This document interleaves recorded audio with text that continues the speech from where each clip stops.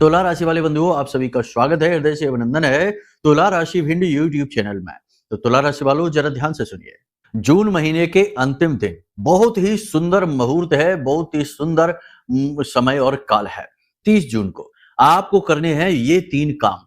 भयानक से भयानक मुसीबत में यदि आप पड़े हुए हैं, दरिद्रता ने चारों तरफ से आपको घेर लिया है, आपका हर एक काम बिगड़ता चला जा रहा है, संतान सुख प्राप्त नहीं हो पा रहा, धन दौलत से आप वंचित चल रहे हैं, कर्जा आदि व्याधि परेशानियां, तंत्र मंत्र नकारात्मक ऊर्जा, किसी भी प्रकार की परेशानी क्यों ना हो, हर प्रकार की परेशानी से मुक्त होने के लिए आपको करने होंगे ये 3 काम। जी हाँ बंधु, ये 3 काम 30 तारीख को यानी कि जून महीने के अंतिम दिन आप यदि कर लेते हैं तो आपके जीवन में हर प्रकार की परेशानी, कष्ट, दुख, तकलीफ कब गायब हो जाएंगे आपको पता ही नहीं चलेगा। अब 30 जून को ऐसा क्या है, इसके विषय में हम अभी आपको आगे बताने जा रहे हैं। और कौन से हैं वो 3 काम जिनको करने से आपके जीवन में हर कष्ट, हर बाधा, हर परेशानी से आपको मुक्ति प्राप्त हो जाएगी। इनके विषय में भी आपको विस्तार से बताएंगे। साथ ही आने वाले 3 से 5 दिनों की सटीक भविष्यवाणी करेंगे। 7 बड़ी भविष्यवाणियां पूरी सलाह, पूरी एडवाइस के साथ आपको बताएंगे। केवल ये नहीं बताएंगे कि क्या घटेगा, ये भी बताएंगे कि उस समय आपको कैसा व्यवहार करना है। यही तो गुरु का कार्य है और यही होगा सर्वश्रेष्ठ ज्ञान, पूर्ण ज्ञान। जी हाँ, एक बात तो निश्चित है बंधुओं कि जो भी व्यक्ति आज इस कार्यक्रम को देख लेगा वो अपने जीवन से दुखों को मिटाने में पूर्ण रूप से सक्षम होगा, कामयाब होगा, महामाई की पूरी कृपा उसे प्राप्त होगी। और नवरात्रि के इन विशेष दिनों में, समय और काल में देवी का जागरण उसके घर में होगा, शक्ति का जागरण उसके घर में होगा और फिर वह पीछे मुड़कर कभी नहीं देखेगा, क्योंकि उसके साथ महामाई हर वक्त रहने वाली हैं, चलने वाली हैं। बात बहुत बड़ी है, हम आपसे कह रहे हैं, लेकिन ये बात सत्य है। ये आगे कार्यक्रम में जैसे जैसे आप आगे बढ़ेंगे आपको पता चलता जाएगा। बातों को बिल्कुल भी हल्के में मत लेना। जो भी कुछ हम आपको बता रहे हैं वो सारी बातें बिल्कुल प्रैक्टिकल हैं, व्यवहारिक हैं, इन्हें आजमाया हुआ है और इनकी सत्यता पूर्ण रूप से साबित हो चुकी है, तभी आपको हम बताने जा रहे हैं। आप जानते ही हैं कि हम कोई भी हल्की बात नहीं बताते हैं, क्योंकि हमने महामाई को साध रखा है, माई की साधना में समय दिया है और कोई भी हल्की फुल्की बात करके हम महामाई के इस पुण्य प्रताप और इस कृपा को लजा नहीं सकते हैं। यानी कि जो भी कुछ बताएंगे वो प्रमाणिक होगा, प्रभावशाली होगा, जीवन उपयोगी होगा, आपको आगे ही बढ़ाएगा, किसी भी कीमत पर पीछे नहीं ला सकता है। कहने का मतलब यह है कि जो भी बातें हम आपको बता रहे हैं वो पूर्ण रूप से विश्वास करने योग्य है और यदि कहीं आपने इन्हें जीवन में उतार लिया तो 100% परिवर्तन है, इस बात की गारंटी है। कार्यक्रम को अंत तक जरूर देखना, तभी हमारी मेहनत सफल होगी, महामाई की पूर्ण कृपा आपको प्राप्त होगी और जीवन में उद्धार की पूर्ण संभावनाएं बन जाएंगी। चलिए महामाई को याद करते हुए कमेंट बॉक्स में पूरे भक्ति भाव के साथ लिख डालिए, जय मां भद्रकाली, कृपा करो। महामाई निश्चित तौर पर आपके ऊपर कृपा करेंगी, अपना आशीर्वाद देंगी, हमें पूर्ण विश्वास है और दे ही दिया है, तभी तो आपके पास ये कार्यक्रम बिल्कुल समय और काल पर पहुंचा हुआ है। अब एक बात और बंधुओं कि नवरात्रि के अंतिम दिन महाअनुष्ठान होगा, बहुत ही भव्य आयोजन होगा और रात भर का जागरण और साथ में यज्ञ हवन अनुष्ठान होंगे। इसमें यदि आपको विशेष तौर पर भाग लेना है तो आप इसके लिए जानकारी ले सकते हैं। वीडियो में जो नंबर दिए गए हैं इन पर फोन करके पूरे नवरात्रि के जितने भी दिन हैं इनका सबका एक बार में लाभ लेना चाहते हैं, यानी कि 9 देवियों की पूर्ण कृपा एक साथ आप प्राप्त करना चाहते हैं तो इसके लिए इस विशेष अनुष्ठान में आप भाग ले सकते हैं। बाकी जिन्होंने भाग लिया हुआ है पहले से ही, उनके ऊपर तो माई की कृपा बरसेगी ही, पूर्ण रूप से माई का आशीर्वाद उन्हें प्राप्त होगा ही, उन्हें नहीं संपर्क करना है। नए लोगों के लिए हम ये बात बता रहे हैं, ठीक है। तो अधिक जानकारी के लिए नंबर वीडियो में है, इन नंबरों पर फोन करके जानकारी ले लीजिए और इस सुनहरे अवसर को अपने हाथों से जाने न दीजिए, क्योंकि माई स्वयं आपको यह अवसर दे रही हैं। हम माई के तुच्छ दास सेवक आपको यह अवसर दे रहे हैं, उन्हीं की माई की आज्ञा और उनकी अनुभूतियों के आधार पर। तो चलिए बंधुओं, अब अपने मूल विषय को शुरू करते हैं, ध्यान से सुनिए। प्यारे मित्रों, हमारे अत्यंत प्रिय और परम पूज्य अमिताचार्य जी के पास मां बगलामुखी और मां भद्रकाली की साधनाओं का वर्षों का अनुभव है और माता रानी की इनके ऊपर पूर्ण कृपा और सिद्धि है। आचार्य जी ने अपने सटीक कुंडली विश्लेषण और श्रेष्ठतम उपायों के माध्यम से हजारों लोगों के जीवन को खुशियों से भरा है। आचार्य जी का कुंडली विश्लेषण और उपाय करवाने का तरीका इतना अद्भुत है कि जीवन के हर एक दुख और कष्ट का कारण जड़ से ही समाप्त हो जाता है। फिर समस्या चाहे जैसी भी हो, कर्जा बहुत बढ़ गया हो, व्यापार चल नहीं रहा हो, बीमारियों में आप बर्बाद हो चुके हो, रिश्तों में प्रेम समाप्त हो चुका हो, या फिर नौकरी ही ना मिल रही हो, विवाह में देरी होती हो, कैसी भी समस्या हो, इन समस्याओं का कारण क्या है, कौन सी महादशा परेशान कर रही है, कौन सा दोष लगा हुआ है, सब कुछ आचार्य जी इतना सटीक बताते हैं कि वर्षों वर्ष के दुख कुछ ही दिनों में समाप्त हो जाते हैं। अगर आपके जीवन में भी कोई ऐसी संकट की घड़ी है तो यही सही समय है जब आप पूज्य आचार्य जी के हाथों से अपनी कुंडली का विश्लेषण करवाएं और वर्षों से चल रहे दुखों और संकटों के इस चक्र से बाहर निकल जाए। प्यारे मित्रों, अभी वीडियो में दिए गए नंबरों पर फोन करिए और अपनी कुंडली का श्रेष्ठतम आकलन करवा डालिए। जिंदगी बदलने का यह सबसे बड़ा मौका हाथ से मत जाने दीजिएगा। जय माई की, महामाई आपका कल्याण करे। 30 जून को पंचमी है, नवरात्रि का 5वां दिन है। मां स्कंद माता की पूजा होती है। स्कंद माता पूरी जो नवरात्रि यानी 9 देवियां हैं उनमें सबसे सौम्य है और सबसे ज्यादा स्नेही है। ये दिन बहुत ही खास होता है। स्कंद यहाँ पर कार्तिकेय जी को कहा जाता है और माई ने उन्हें अपने गोद में उठा रखा है। सिंह की सवारी करती हैं और कार्तिकेय को अपनी गोद में उठा रखा है। ये जो माई का स्वरूप है यह इस बात को दिखाता है कि माई का रूप चाहे कितना ही रौद्र हो, माई चाहे कितनी ही प्रचंड ऊर्जा शक्ति को अपने साथ लेकर चलती हो, लेकिन अपने बालकों का विशेष ख्याल रखती हैं, उन्हें अपनी गोद में उठा लेती हैं। जो माई की शरण में होता है, माई का नाम स्मरण करता है, माई का मंत्र उच्चारण करता है, माई की सेवा करता है, उसे कार्तिकेय की तरह, स्कंद की तरह अपनी गोद में उठा लेती हैं। और एक बार यदि माई ने गोद में उठा लिया तो चाहे फिर सिंह ही साथ में क्यों ना हो, वह भी माई का सेवक है। अपने माई के बालकों का वह बाल विवाह का नहीं कर सकता है। यानी दुनिया की बड़ी से बड़ी मुसीबत भी माता रानी के साथ यदि आप हैं तो आपका बाल विवाह का नहीं कर पाएगी।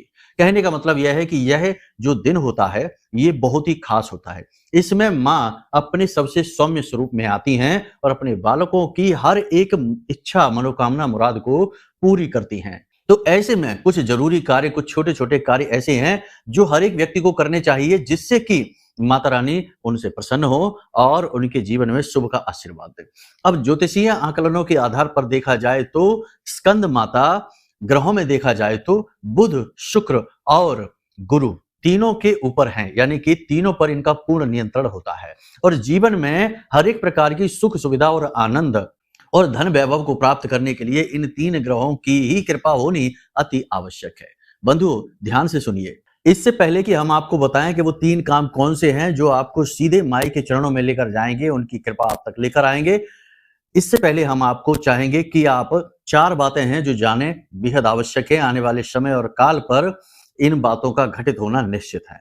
सबसे पहली चीज कि आपको सतर्क रहना है, क्योंकि आपके साथ धोखा हो सकता है, फ्रॉड हो सकता है, आपकी कीमती चीज कोई चोरी हो सकती है और आप किसी प्रकार का लॉस, किसी प्रकार का घाटा उठा सकते हैं किसी इंसान की वजह से।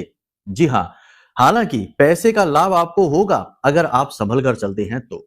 मतलब कहने का यह है कि आपको सतर्क रहना है, सावधान रहना है। किसी के द्वारा बताई गई बातों पर सीधे ज्यों का त्यों भरोसा नहीं कर लेना है। किसी योजना पर काम करने से पहले थोड़ा सा अलर्ट हो जाना है, समझ जाना है। किसी से भी जरूरत से ज्यादा सलाह मशवरा ना करें। सलाह मशवरा केवल उसी से करें जिस पर आपको पूर्ण विश्वास है और जिसे आपने लंबे समय से जांचा और परखा है और जो आपके विश्वास पर खरा उतरा है। कहने का मतलब यह है कि ये सावधानी का समय है, थोड़ा कठिन समय है। इस समय पर आपको बहुत सतर्क रहना है। ठीक है। दूसरी चीज, आपके ऊपर किसी प्रकार का घात हो सकता है, आपके ऊपर किसी प्रकार का षड्यंत्र रचा जा सकता है, तंत्र मंत्र या किसी प्रकार की नकारात्मक ऊर्जा आपके प्रति भेजी जा सकती है, आपको परेशान किया जा सकता है। तो इसके लिए आपको यह करना है कि आप ये देखें कि आपके रिश्तेदारों में, आपके परिवार में कौन सा ऐसा व्यक्ति है जो जरूरत से ज्यादा पूजा पाठ अनुष्ठान करता है, तंत्र मंत्र करता है, मंत्रोच्चारण करता है, या किसी ऐसे व्यक्ति के संपर्क में है जो झाड़ फूंक, टोना टोटका आदि करता है। ऐसे व्यक्ति के संपर्क में यदि कोई आपके परिवार का, आपके घर का, आपके मित्र आपके रिश्तेदारों में है तो थोड़ा उससे आप अलर्ट हो जाइए। देखिए बंधु, हम आपको बता दें, ये कड़वी सच्चाई है आपके जीवन की कि आपके शत्रु बाहर नहीं, आपके अंदर ही हैं, यानी आपके घर में ही हैं, आपके परिवार, आपके रिश्तेदारों में ही हैं। इनसे आपको सुरक्षा करना बेहद आवश्यक है। यदि इनसे आपने अनदेखी कर दी तो ये आपको बहुत चोट पहुंचाएंगे, पहले भी पहुंचाई है। कई प्रकार की बाधाएं तो इन्हीं लोगों की वजह से आपके जीवन में आई हैं, और इन बाधाओं से कैसे बाहर निकलना है ये आपको समझ में ही नहीं आया, क्योंकि आप एक तो इन चीजों को समझते नहीं है, दूसरा इन चीजों पर आप पूर्ण रूप से विश्वास भी नहीं करते हैं, जबकि करना चाहिए। आजकल सब कुछ होता है, तंत्र मंत्र टोना टोटका खुलेआम हो रहा है। हमने एक वीडियो देखा था, किसी ने, हमारे शिष्य ने हमको दिखाया था सोशल मीडिया पर, जिसमें कि एक फुटबॉल का मैच चल रहा है और एक विशेष खिलाड़ी है जो बहुत अच्छा खेल रहा था। तभी वहां पर जो भीड़ होती है, जो बैठे होते दर्शक, उनमें एक व्यक्ति किसी गुड़िया को ऐसे सुई से चुभा रहा था, डॉल को, और वो खिलाड़ी वहां पर तड़पना शुरू हो जाता है और उसे बहुत तेज दर्द होने लगता है और उसे खेल से बाहर होना पड़ता है। तो ये तंत्र मंत्र ही तो है। वही खिलाड़ी की उसने गुड़िया बनाई, उसे मंत्र से जागृत किया और प्रतिष्ठित करके, प्राण प्रतिष्ठित करके, और उसके बाद उसने उसके ऊपर वार किया, और जैसे ही वार किया तो वहां वो खिलाड़ी तड़पने लगा दर्द से, जो कि बहुत अच्छा खेल रहा था। कहने का मतलब ये है कि ये तंत्र का जागृत, देखो आजकल ये चीजें खुलकर बाहर आ रही हैं, क्योंकि अब सबके पास कैमरे हैं, सबके पास मोबाइल हैं, सब अपने आप में होशियार हैं, इन चीजों का प्रयोग बहुत अच्छी तरीके से करना जानते हैं। तो आज के समय में चीजें छुप नहीं रही हैं, गुप्त से गुप्त चीज भी कहीं ना कहीं किसी न किसी रूप में बाहर आ ही जाती है। तो इसलिए ये चीजें बाहर आ रही हैं, तो अब ज्यादा दिख रही हैं। वैसे हम आपको बता दें कि ये चीजें तो हमेशा से थी और हमेशा से ये काम होते चले आ रहे हैं। तो इनको देखकर भी, चीजों को समझकर भी यदि आप अनजान बनते हैं तो ये आपकी भूल होगी। जब परिणाम भुगतेंगे तब आपको पता चलेगा। तो अलर्ट रहना है अगले 3 से 5 दिनों में। तंत्र मंत्र टोना टोटका कर क्या सकते हैं आप, ये देखिए, ध्यान से समझिए। किसी के द्वारा दी गई कोई मिठाई, कोई भी मीठा पदार्थ नहीं खाना है, उसे किसी भी प्रकार से टाल दीजिए, टाल सकते हैं। किसी के घर जाकर किसी भी प्रकार का भोजन आदि नहीं ग्रहण करना है, ज्यादा देर नहीं रुकना है, किसी के वस्त्र नहीं पहनने हैं, अपने वस्त्र किसी को नहीं देने हैं, अपनी रोजमर्रा की उपयोग की जाने वाली चीजों का लेन देन भूल चूक से भी किसी के साथ नहीं करना है।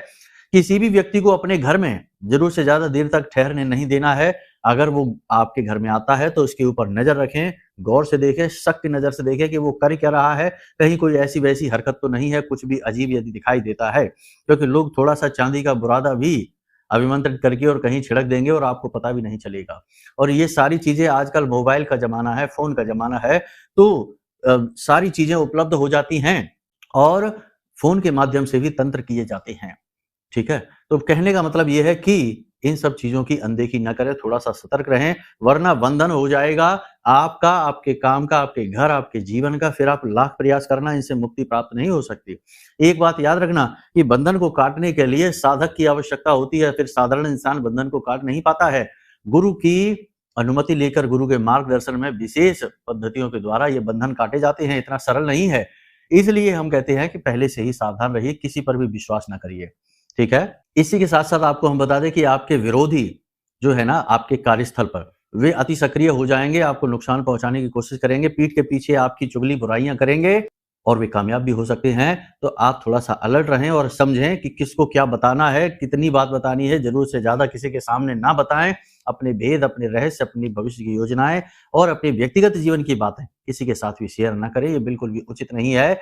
ये आपको परेशान कर सकता है, तो थोड़ा इससे सावधान रहिए। एक बात निश्चित है कि अगले 3 से 5 दिनों में आप अपने मन में धार्मिकता का भाव महसूस करेंगे, किसी विशेष पूजा पाठ अनुष्ठान को करने का मन आपका बनेगा, और ये जो मन आपका बन रहा है ये बहुत अच्छा है, बहुत आवश्यक है, ये समय की मांग है। आपको मुसीबतों से यदि कोई निकाल सकता है, और आपको तो छोड़ो, इस संसार के हर एक व्यक्ति को यदि जीवन के कष्ट परेशानियों से कुछ निकाल सकता है तो वह केवल साधना है, अनुष्ठान है।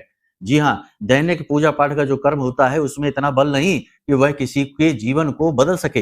हाँ, ये आपके जीवन में थोड़ी बहुत पॉजिटिव एनर्जी लेकर जरूर आता है, लेकिन यदि सीधे भगवत कृपा प्राप्त करनी है तो अनुष्ठानिक बनना पड़ेगा और किसी प्रकार का तप करना पड़ेगा। तप से हमारा मतलब यही है कि आपको मेहनत करनी पड़ेगी। कोई भी अनुष्ठान यदि आप करते हैं, कोई भी साधना आप यदि करते हैं, तो उसमें मेहनत लगती है। 4 घंटे बैठकर माला फेर कर देखिए, आपको पता चल जाएगा कि क्या होता है मेहनत। उंगलियां दर्द करने लगेंगी, हाथ दर्द करने लगेगा, शरीर के अंग अंग में दर्द होने लगेगा, परेशानी बहुत अधिक बढ़ जाएगी, मन करेगा कि छोड़ के इस आसन को भाग जाए। जी हाँ, तो मेहनत लगती है, लेकिन ये मेहनत आपको करनी पड़ेगी। याद रखना कि श्री रामचरितमानस में क्या लिखा है, मंत्र महामणि विषम ब्याल के, मैं तत् कठिन कुअंक भाल के। जो दिमाग पर, जो आपके मस्तिष्क की रेखाओं में कुअंक लिखे गए हैं, यानी कि जो दुर्भाग्य लिखा हुआ है, उसे मिटाने की शक्ति केवल मंत्र के अंदर है। ठीक है, तो मंत्र को उठा लो, साधना कर लो। ये समय और काल बहुत अच्छा चल रहा है। इन्हीं दिनों में, नवरात्रि के इन्हीं दिनों में ही सारे कष्ट कट जाएंगे। जो जो आने वाले 10 साल की पीड़ा होगी, वो 10 साल की पीड़ा कुछ ही दिनों में कट जाएगी। ठीक है, यानी कि कहने का मतलब ये है कि जीवन को बदलने का मार्ग आपके पास है, बस आपको चुनना है कि इसे करना है कि नहीं। यहाँ तक सारी बातें हमने आपको बता दी हैं, ध्यान से समझिए। अब बताते हैं कि वो 3 काम कौन से हैं। 30 जून को आपको जब आप सुबह सोकर जागे तो थोड़ा-सा समय निकालें। आपको 3 काम करने हैं। पहला काम तो ये कि स्नान आदि करने के बाद मंदिर ज़रूर जाना है, ठीक है? किसी भी देवी-देवता के स्वरूप को आप मान सकते हैं, भोलेनाथ के मंदिर, हनुमान जी के मंदिर, देवी के मंदिर, किसी भी मंदिर में आप जाएँ, कहीं भी आप चले जाएँ, कोई फ़र्क नहीं पड़ता है। वहाँ मंदिर में जाकर और भगवान की जिस भी स्वरूप की आप चाहें, भोलेनाथ की चाहते हैं तो पंचाक्षरी का, और यदि हनुमान जी को चाहते हैं तो हनुमान चालीसा की कम से कम 11 पाठ ज़रूर करिए। अगर पंचाक्षरी मंत्र करना चाहते हैं तो 11 माला ज़रूर करिए और भगवान से निवेदन करिए कि हे भगवान, हमें आपका आशीर्वाद चाहिए। हमारे जीवन में जो गति रुकी हुई है, जो धीमी गति हुई है, उसे आप किसी भी प्रकार से आगे बढ़ाइए। हम आपकी कृपा चाहते हैं।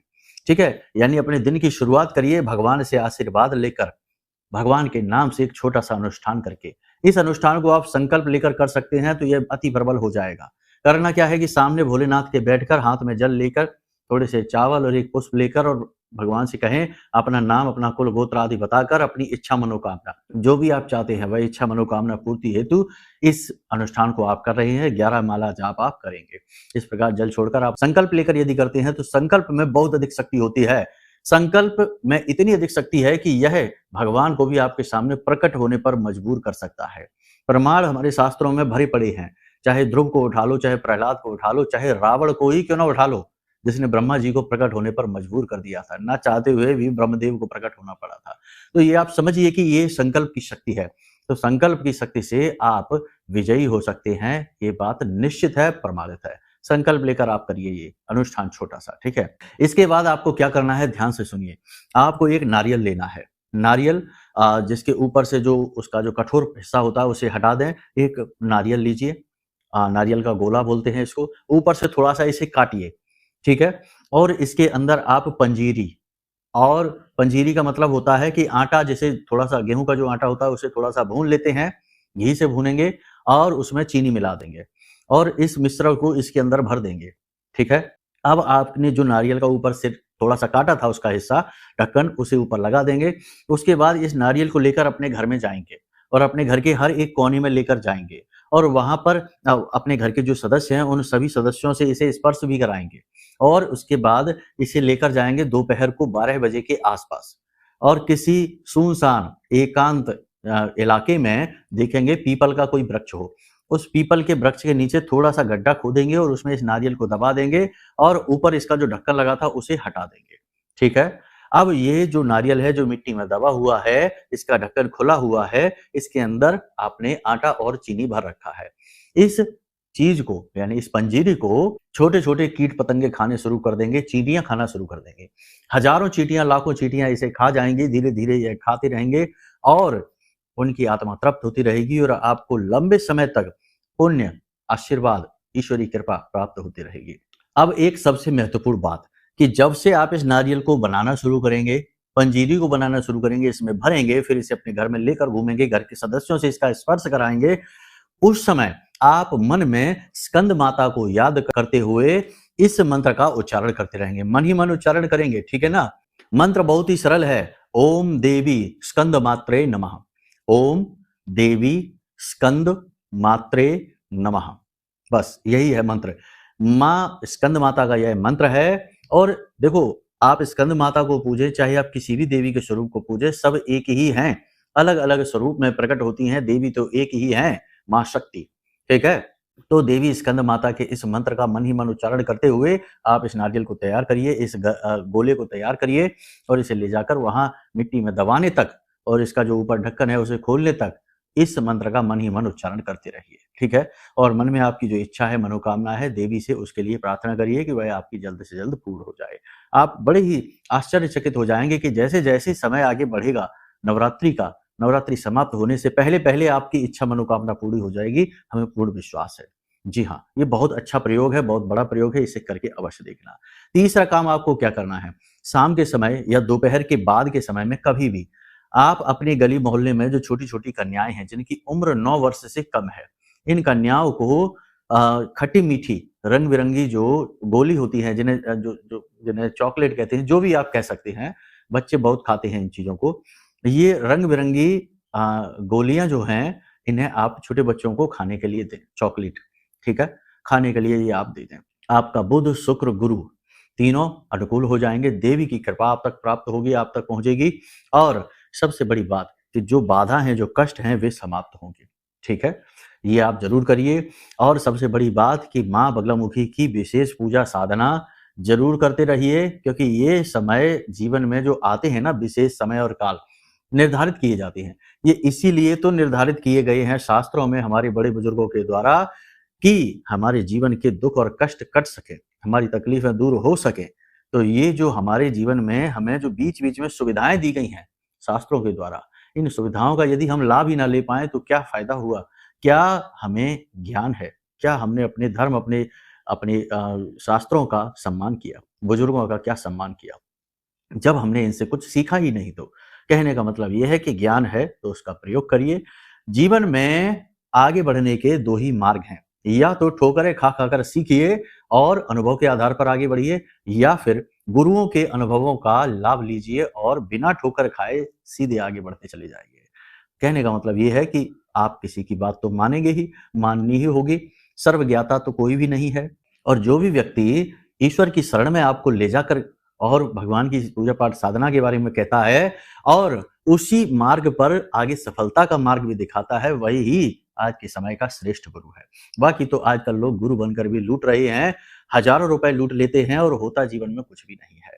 आश्चर्य की बात तो यहाँ तक है कि बहुत सारे गुरु तो ऐसे भी हैं जो ये कह देते हैं कि हनुमान जी की पूजा ना करो वरना आपका मंगल और ज्यादा भारी हो जाएगा, देवी की पूजा ना करो वरना आपका शनि भारी हो जाएगा। बड़ी-बड़ी विचित्र बातें लोग करते हैं, यानी कि भगवान की पूजा पर भी निषेध लगा देते हैं कि इनकी पूजा ना करो वरना आपकी कुंडली में ग्रह खराब हो जाएंगे। बड़ी ही विचित्र बात है। कुंडली के जो 9 ग्रह हैं, इन 9 ग्रहों के खुद के अपने आराध्य देव हैं, यानी 9 ग्रह भी जिन देवी देवताओं की पूजा पाठ करते हैं, उन देवी देवताओं की पूजा करने से कुंडली के ग्रह खराब हो जाएंगे।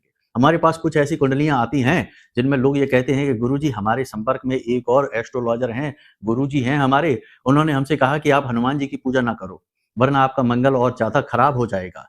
किसी ने कहा कि आप देवी की पूजा ना करो, जितनी पूजा आप देवी की करेंगे उतना ही आपकी कुंडली में शनि खराब होता चला जाएगा। बड़ी विचित्र बात है, हमें तो सुनकर बड़ा झटका लगा, आश्चर्य हुआ कि भाई भगवान की पूजा करने से कभी ग्रह खराब होते हैं? लेकिन ये भी हो रहा है। इस कलयुग में ना जाने क्या-क्या देखने सुनने को मिलेगा, ना जाने क्या-क्या होता रहेगा। विचित्र है। हमारा अनुभव तो ये कहता है कि आपने यदि किसी की भी पूजा पाठ अनुष्ठान मन से उठा लिया, चाहे वो हनुमान जी हो, चाहे शिव जी हो, चाहे कोई भी हो, ठीक है?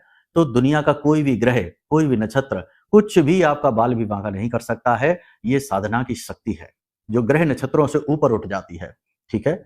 तो बस सात्विकता के मार्ग पे चलिए, जो सत्य ज्ञान आपको दे उसी की बात मानिए। हम नहीं कहते हमारी बात मानिए, आपको जो सही लगे, सटीक लगे, आप उसी की बात को मानिए। अब यदि अनुष्ठान में भाग लेना है तो नंबर वीडियो में दिए हैं।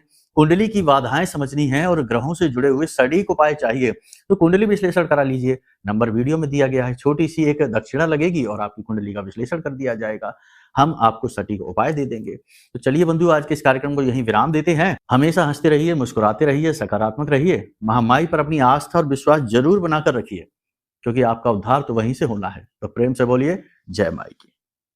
हमारे प्रिय और परम पूज्य आचार्य जी ने अपनी साधनाओं के अनुभवों पर आधारित शक्तिशाली उपाय और क्रियाओं के माध्यम से हजारों लोगों के जीवन को पूरी तरह से बदला है।